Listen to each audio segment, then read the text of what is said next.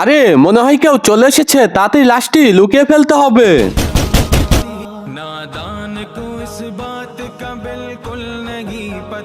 আরে মমিকিলা, তুই এখানে কি করতেছিস? আর আমার বাবা কোথায়? আরে রাজু, আমি তো মসজিদে নামাজ পড়তে এসেছিলাম।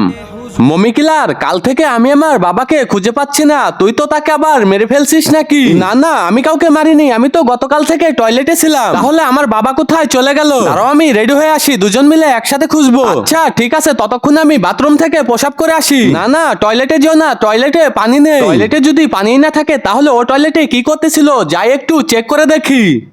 কিন্তু তার আগে কোনটা তোমার কাছে সব থেকে বেশি দামি, এক বস্তা টাকা নাকি মা বাবা? যদি মা বাবা হয় তাহলে ভিডিওটিতে লাইক করে চ্যানেলটি সাবস্ক্রাইব করে দিও। আর যদি লাইক সাবস্ক্রাইব না করো তাহলে আমি বুঝে নিব তুমি মা বাবাকে একটুও ভালোবাসো না।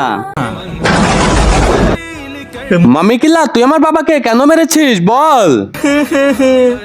আজকে আমি মৌলানা সাহেবের রূপ ধরে সবার নামাজ নষ্ট করব। ওটা তো তোমার বাবা না, ওটা তো শয়তান ছিল। ওইদিকে দেখাও, ওই যে তোমার বাবা।